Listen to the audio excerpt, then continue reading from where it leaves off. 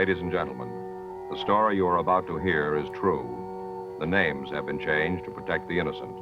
Dragnet is brought to you by Chesterfield, made by Liggett & Myers, first major tobacco company to give you a complete line of quality cigarettes.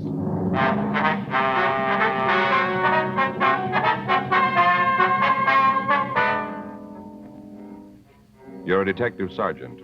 You're assigned to robbery detail. You get a call from an informant telling you that 3 known gangsters have moved into your city. You don't know who they are or why they're in Los Angeles.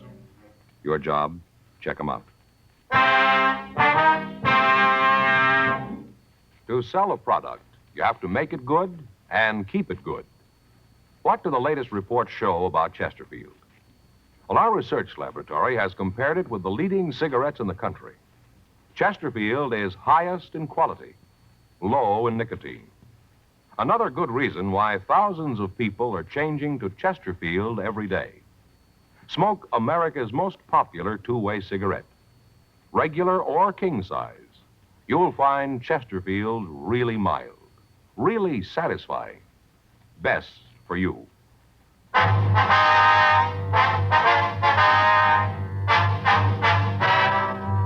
Dragnet, the documented drama of an actual crime. For the next 30 minutes, in cooperation with the Los Angeles Police Department, you will travel step by step on the side of the law through an actual case transcribed from official police files.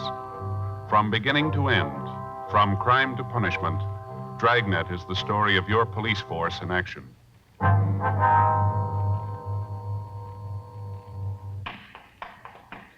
It was Wednesday, August 4th. It was warm in Los Angeles. We were working the day watch out of robbery detail. My partner's Frank Smith. The boss is Chief of Detectives Thad Brown. My name's Friday. We were on our way out from the office, and it was 9:42 a.m. when we got to the Osborne Turkish bath. Steam room. Hot, isn't it? Yeah. Must be Dell back there. Yeah. Dell? Yeah, who is it? It's Friday and Smith. Oh, I'll be right with you. Okay. Hey, Joe, did you ever have one of these? Well, what? Turkish baths. You ever had one? No, I never have. I understand they're great for colds. You just sit there and it burns the germs right out. It's great. You ever have one? No, but Armin, my brother-in-law, he takes them all the time. Tells me about how it does for colds. Next time he has one, I think I'll go with him. Yeah, it's a good idea. Hi. Sorry to keep you waiting. We've been having trouble with the boiler. Got to keep a close check on the steam pressure in here. That's okay. Let's get out of here, huh? Well, it won't make me unhappy. It sure is hot, Dell. Go on upstairs. We can talk there. Okay. What do you got for us, Dell? Might not go anyplace, but I thought I ought to fill you guys in on it. Mm-hmm. Fella rolled in here last night. Must have been about 10:30. Night man's out with a cold, so I had to fill in. A cold? Yeah, some kind of virus or something. Oh, yeah. Come on, we can talk in the office. Sit down. You mind if I go over some of these bills while we talk? No, go ahead. Well, this bimbo pulls in here last night, really carrying a load. I registered him and had Jimmy take him upstairs. Guy's kind of loud, rolling all over the place. I wanted to get him upstairs to a room, figuring he'd sack out, and we wouldn't hear no more from him. Yeah. Well, he had a different idea. A couple minutes later, he comes downstairs, wants to know what's going on. What do you mean? Wants to know where the steam room is. Says he's not going to sit in the little room all night. He paid for a steam bath. That's what he wants. Yeah. When he starts to talk about his high-powered friends and this deal they're out to pull, I kind of figure there's something wrong. He tell you who the friends were? No, not right now. Just mentioned a guy named Bud. Kept talking how Bud was going to be sore at him because he got drunk. Must have said it 100 times, how Bud was going to be real sore. Sounded to me like this Bud is the big man in the deal. I see. No idea what the deal is, though, huh? No, most he said was that when they left town, they were all going to have a lot of money. More money than I'd ever seen. You got the name on this guy? Oh, here's the register here. Let's see. Yeah, you can see right here. Vernon Carmichael, Los Angeles. Didn't give an address, huh? Once he mentioned he had to meet Bud at a hotel down on South Flower. Didn't say which one, though. Well, Flowers, a long street, Dell. That doesn't help much. Didn't give you any ideas at all of what the deal was going to be, huh? No, must be a good one, though. Why do you say that? Well, when I took him up to his room last night, I could see his clothes hanging on a chair. Yeah. On top of his coat, he had a shoulder holster. Looked like a .45 automatic in it. The way I look at it, a guy that's carrying that kind of muscle is figuring on scoring heavy. You make any phone calls while he was here? No. Anybody had the room since he left? No, I told the cleanup man to leave it alone. Figure you'd want to go over it. It's a good idea. What time did he leave this morning? Jimmy says it was about 7:30. I figured sure he'd sleep most of the morning. If I'd have known he was going to leave that early, I'd have called you last night. Mm-hmm. Well, we better take a look at that room, Del. Might be able to come up with something that'll tell us who he is. I got something else for you. Yeah, what's that? I mentioned this Carmichael to Jimmy last night. Told him that I thought there was something wrong. Yeah? The reason the guy left so early is that he got a call from somebody. Guess it's the guy that picked him up. Did this Jimmy see who it was? No, did the next best thing, though. Yeah, what's that? Got the license number of the car.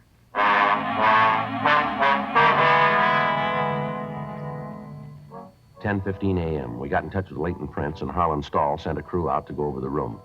Frank put in a call to the record bureau, and he had the name Vernon Carmichael checked.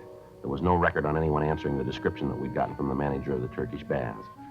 In addition, a radiogram was sent to the Department of Motor Vehicles in Pennsylvania, asking for all available information on the owner of the car bearing a license number that we'd been given. 11:30 a.m. Harlan Stahl's crew finished checking the room, and they told us that they'd been able to lift a complete set of clean fingerprints from a water glass. They were photographed and classified. In checking our files, there was no record of the prints. They were forwarded to George Brereton up at Sacramento to CII and to the FBI in Washington, D.C. 2 days passed. On Friday, August 6th, we got the word from DMV in Pennsylvania that the car was registered to a Howard Nielsen. The radiogram also gave us a description of the car and the registered owner's address in Pittsburgh. On receipt of this information, we got in touch with the police department in Pittsburgh and found that Howard Bud Nielsen had a misdemeanor record. Late Friday afternoon, the kickback from Washington, D.C. arrived with the information that the fingerprints found in the room at the Turkish Bath were those of Vernon Carmichael. His record listed arrests for petty theft and robbery in Pennsylvania. He'd been brought to trial, but he'd been acquitted. Both men were well known to the police department in Pittsburgh as hoodlums. On Saturday morning, the mugshots of both Nielsen and Carmichael arrived. 10:15 a.m. We met with Lieutenant Jack Smyers, and we decided that the information, coupled with the records of the two men, made the incident worth investigation. The mugshots of the pair were copied, and a canvass of the hotels on South Flower Street was started in an attempt to find the residence of the suspects. The search went on for another 2 days without results. Monday, August 9th, 11:47 a.m., Frank and I got back to the office from communications. You know, we're going to feel pretty silly if Carmichael and Nielsen are already back there. Yeah, I know. It's beginning to look like the tip from Dell about the hotel on Flower was off, huh? Yeah. Still a lot of places to check, though. They can... Friday? Yeah. We got it for you. What? Carmichael and Nielsen. We found the hotel.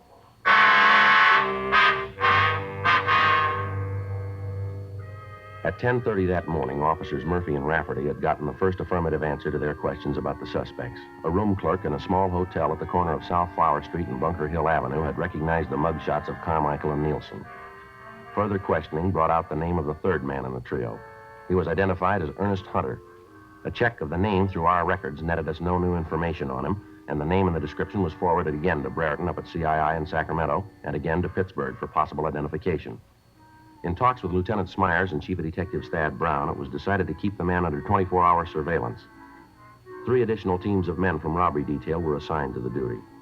For the next 7 days, the 3 men were under constant watch.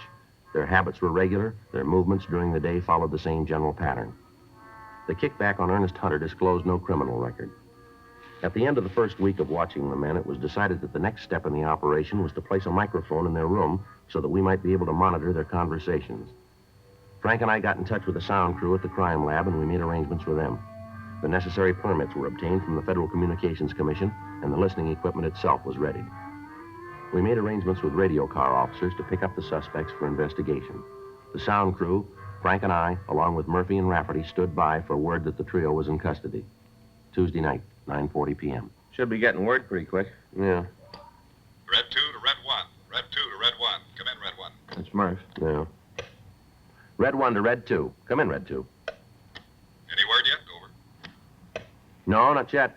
We're all set in the manager's apartment. Monitor to Outpost 1. Monitor to Outpost 1. Come in, Outpost 1. Sounds like they got him. Yeah, you want to take it? Yeah. Stand by, Red 3. Outpost 1 to monitor. Outpost 1 to monitor. Go ahead. Monitor to Outpost 1. Information received that suspects are in custody. Repeat, suspects are in custody. Acknowledge. Outpost 1 to monitor. Outpost 1 to monitor. Message received. Outpost 1 out. You heard it. Yeah. Red 1 to Red 2 and Red 3. Red 1 to Red 2 and Red 3. Do you read me, Red 2 and 3? Red 2 to Red 1. Read you. Red 3 to Red 1. Receiving clearly.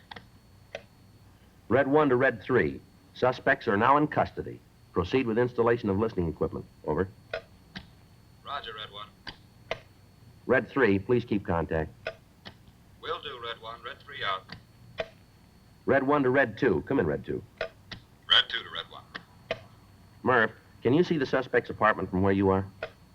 Not good, Joe. It's down the hall and around the corner. First door. Over. Red 1 to Red 3. Come in, Red 3. Red 3 to Red 1. Are you in the apartment yet? Yeah, Joe, we're just starting to install the bug. Is there a radio in the room? Yeah, a small table model. It's on the nightstand next to the bed. Can you fix that before you leave? Yeah, I'll pull one of the wires so it won't work. Good. Where are you putting the bug? We're laying it under the edge of the carpet near the door to the kitchen. Should be able to pick up the whole room from there.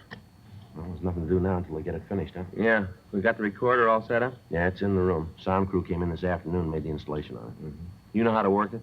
Yeah, I think so. Jack checked me out on it. It's pretty simple. Just like playing a piano. Press a key and away it goes. Well, I hope you got it. I've always had trouble with them. Last time out, I wanted to rewind one of the spools and listen to something. Ended up erasing everything we had. Yes, I remember that very well. I was afraid you would. Mm-hmm. Red 3 to Red 1. Red 3 to Red 1. Come in, Red 1. It's the sound crew. Yeah. Red 1 to Red 3. Have completed installation. We're leaving the apartment. Have you seen anybody in the halls? No, all clear. We've had more than our share of luck on this one, Joe. Yeah, let's hope it holds out.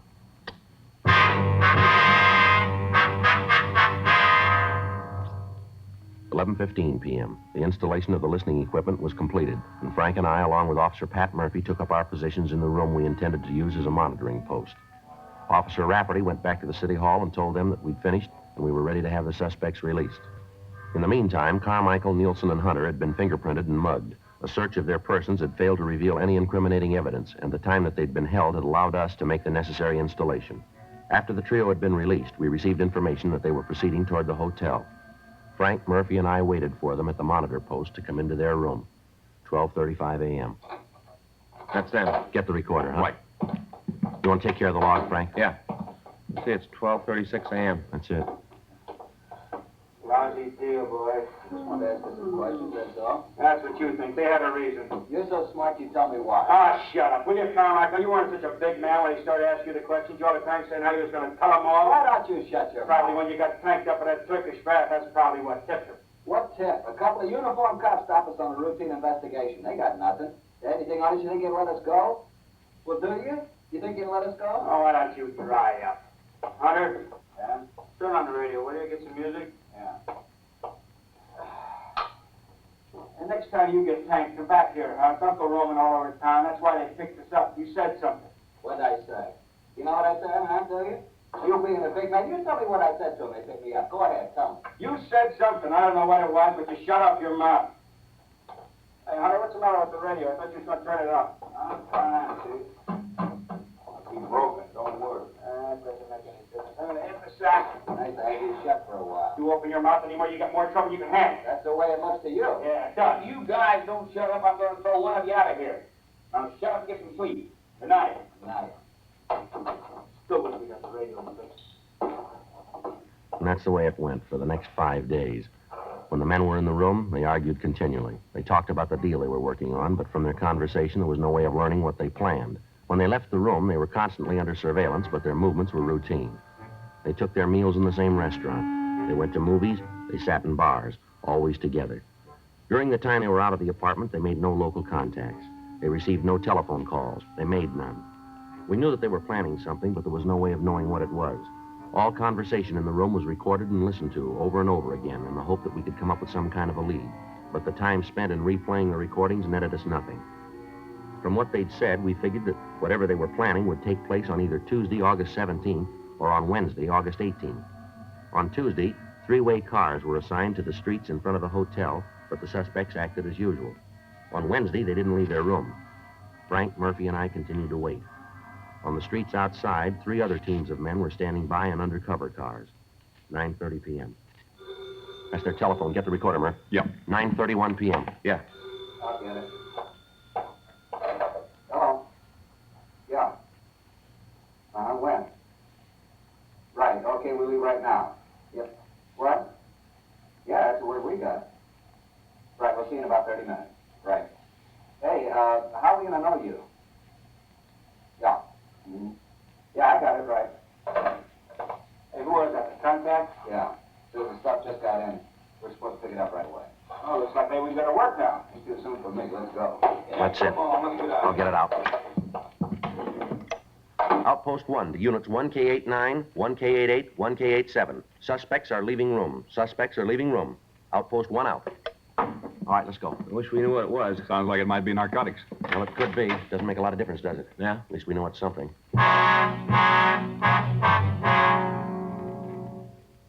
By the time we got to the street, the suspects were getting into their car and pulling away from the curb. Frank, Murphy, and I got to our car and followed them. They drove down South Flower to the corner of Palm Drive and turned left. 3 blocks further, they pulled into a gas station and apparently asked directions. They turned south on Broadway and drove about a mile. At Santa Barbara Avenue, they turned left again and drove 3 blocks. They stopped and parked the car in front of a small bar. We informed the other units of the activity and asked them to stand by in the area. Carmichael got out of the car and entered the bar. Murphy left us and entered the bar after him. Carmichael returned in a few minutes with another man. The 2 of them got back into the car and they talked. At the end of that time, all 4 of the men got out of the automobile and then they entered the bar. Shortly after that, Carmichael, Nielsen, and Hunter walked out of the place. Carmichael was carrying a small package wrapped in plain brown paper and tied with a string. The 4th man wasn't with him. Frank and I got out of our car and approached the men as they stood talking. All right, hold it up, police officers. Over there. Put your hands up on that wall. What's going on? Get your hands up there. Frank, you want to check in the package? Yeah. Keep your hands on that wall. Lousy deal. I hope you're happy, Carmichael. I hope you're real happy. What are you talking about? I've got to lay this one to you. You really took care of this. Stand still and keep quiet. How about it, Frank? I don't know. What do you mean? Where's money? $20 bills. Must be $15,000, $20,000 worth. Queer? As far as I can tell, it's good. Well, where's that put us? Well, there's $20,000 here. Yeah. Let's find out where they got it.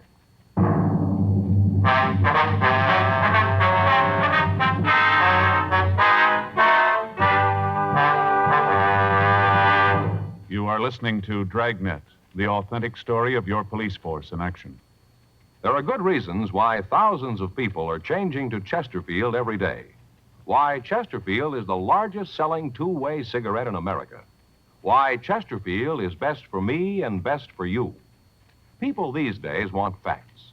When you want people to use your product, you have to tell them what effect it has on people who do use it regularly. That's why a doctor has examined for almost 2 years a large group of Chesterfield smokers. 45% of them have, on the average, been smoking Chesterfields for well over 10 years. What is the effect on these people from smoking Chesterfield? No adverse effects to the nose, throat, and sinuses, says the doctor. Consider Chesterfield's record with these smokers, with millions of other smokers throughout America. Another good reason for you to change to Chesterfield. Regular or king size, Chesterfield is best for me, best for you.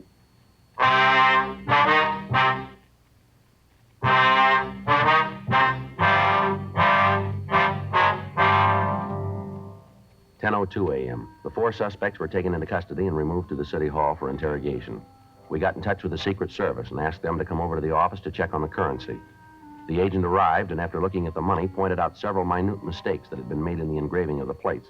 He went on to explain, however, that this particular printing was one of the best that he'd ever seen. He told us that the paper used in the bills would be analyzed and that we'd receive copies of the reports as soon as they were finished. 12:14 a.m. While Murphy, Rafferty, and the Secret Service man questioned Nielsen in the interrogation room, Frank and I talked to Carmichael in the squad room. We questioned him for about an hour, but he refused to say anything that would help us get a lead to the source of the counterfeit.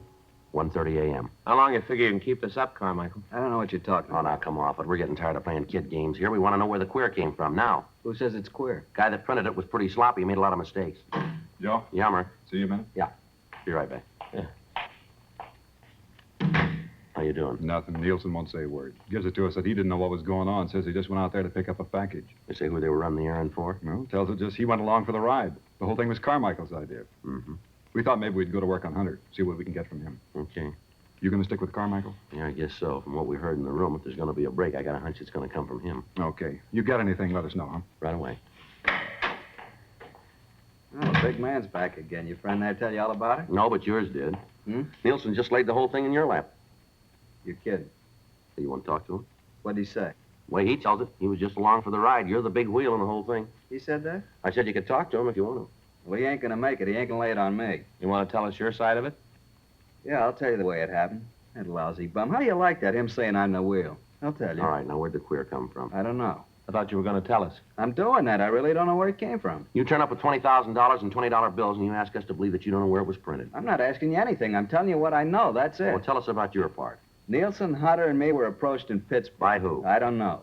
We're going that way again, huh? All right, so you don't believe me. That's the way it happened. The guy who approached you just walked up and said, here's $20,000, just like that, huh? No, the deal was that Nielsen, Hunter, and me were supposed to come out here. We were supposed to check into a hotel and wait for a call. Guy who called us would have the queer. He'd turn it over to us and we'd pass it. You bought the counterfeit? Yeah. What'd you pay for it? 2.5. For $20? Yeah, 2.5 for 20. You paid the other man we picked up? Yeah, we gave him $2,500. You ever seen a man before? What? The man you bought the queer from. Do you know him? No, never saw him before. He's not the man who made the original contact in Pittsburgh. No, a guy back east was an old man. How old?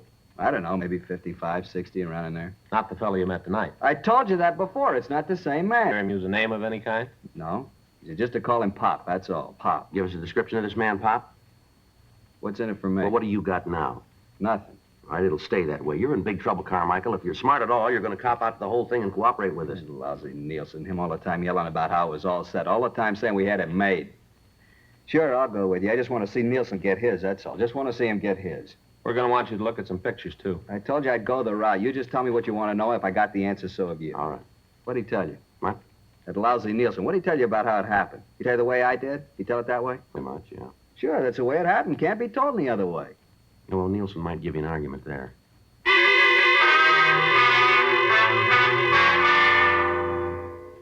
Further interrogation of the other three men in the operation served to corroborate the story that we'd been given by Carmichael. $2,500 in cash was found on the fourth suspect. Once the other men were confronted with the fact that Carmichael had told us everything he knew concerning the operation, they all followed suit. But other than telling us that they knew the head man in the counterfeiting act as Pop, they couldn't come up with any further information. From the man who'd been in the bar, we learned that he'd met Pop in Pittsburgh. He also told us that as far as he knew, the counterfeiter had been in prison at one time or another. However, the suspect was unable to tell us in what state or on what charges Pop had served time. He went on to tell us that he'd gotten the money in Pittsburgh and that Pop had told him that he'd be contacted later. The Secret Service had completed their analysis of the counterfeit bills, and they told us that they were some of the most perfect printing jobs that they'd run across. The counterfeiter had made one major mistake, however. In the printing of the currency, he'd impregnated the paper with small silken hairs so that it would stand close inspection. The currency now in use is made with nylon hairs. The agent from the Secret Service told us that they had agents working on tracing the manufacturer of the paper in the hopes that they could come up with a lead as to the identity of Pop. The four suspects were booked into the city jail. Thursday, August 19th, we ran the name Pop through our moniker file. Of the 47 cards turned over to us by the Record Bureau, 19 of the suspects listed matched the descriptions that we'd been given. The pictures of the men were pulled and shown to Carmichael and the other three suspects. They were unable to give us an identification. The name and description was sent to George Brereton in Sacramento, and he sent us another 150 possibles. These were checked out without result. The nickname and physical description of the man was sent to Washington, and we got back over 1,000 names and pictures. It took us 6 weeks, working with the Secret Service, to check out these possibles. The results, nothing. Tuesday, October 5th, Frank and I got back to the office. I get it. Robbery Friday. Yeah. All right, wait a minute. Wait till I get that down. All right, go ahead. Yeah. Yeah, well, it should check out. Right. Okay, we'll meet you. What you got? Report of the paper and the queer bills just came through. Yeah? Looks like we found Pop.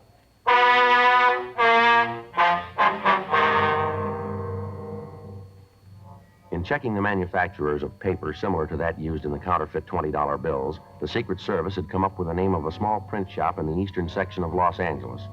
The paper used was of an unusual type, and there were not many orders for it. This particular shop had ordered large quantities of it in the past and was continuing to use it. In checking out the name of the man on the order blanks, the Secret Service had found that he'd been convicted of robbery and had served a term in the federal penitentiary in Atlanta. He'd been released and had come to California and opened a small print shop. We spent the next 2 days checking the suspect out. His name was given as Stanley Jackson, age 47. For the next week, the print shop and Jackson himself were kept under constant surveillance. On Thursday, October 14th, at 11:50 p.m., the suspect was followed to his print shop. I'll cover the front of the shop, Joe. Right, Murph. Come on, Frank. Yeah.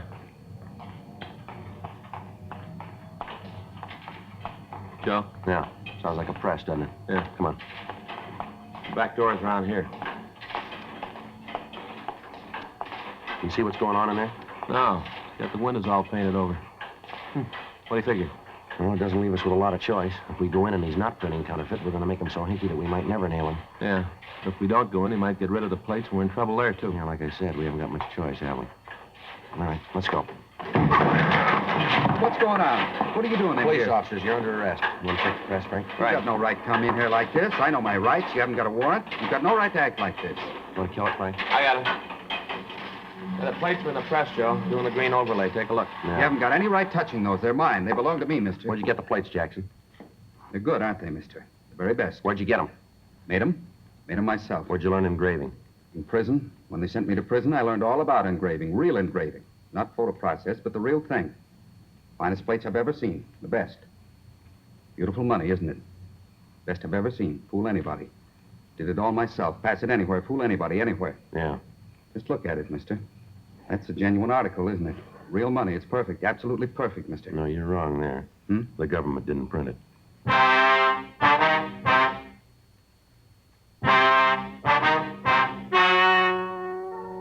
The story you have just heard is true. The names were changed to protect the innocent. On January 11th, trial was held in federal court, Southern District of California. In a moment, the results of that trial. Now, here is our star, Jack Webb. Thank you, George Fenneman. Friends, we've tried very hard to set a Dragnet standard. Now, to put that in just a few words, we try to make each program the kind of entertainment that you want. Now, we're going to keep working real hard at that. And you know, the people who make Chesterfields feel the same way about their cigarette. To sell a product, you have to make it good and keep it good. And the latest reports from our research lab shows Chesterfield is highest in quality. Highest in quality, low in nicotine. Smoke America's most popular two-way cigarette. Chesterfield, regular or king size. They're milder, they're satisfying, they're best for me, best for you.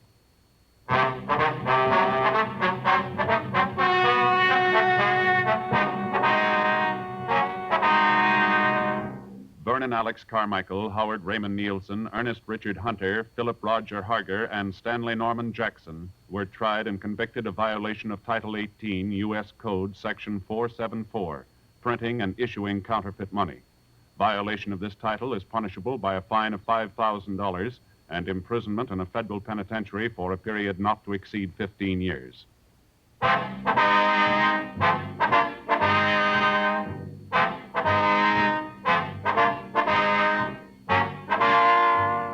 You have just heard Dragnet, a series of authentic cases from official files. Technical advice comes from the Office of Chief of Police W.H. Parker, Los Angeles Police Department. Technical advisors, Captain Jack Donahoe, Sergeant Marty Wynn, Sergeant Vance Brasher. Heard tonight were Ben Alexander, Clarence Cassell, Jack Crucian, Harry Bartell. Script by John Robinson. Music by Walter Schumann. Hal Gibney speaking. Watch an entirely different Dragnet case history each week on your local NBC television station. Please check your newspapers for the day and time.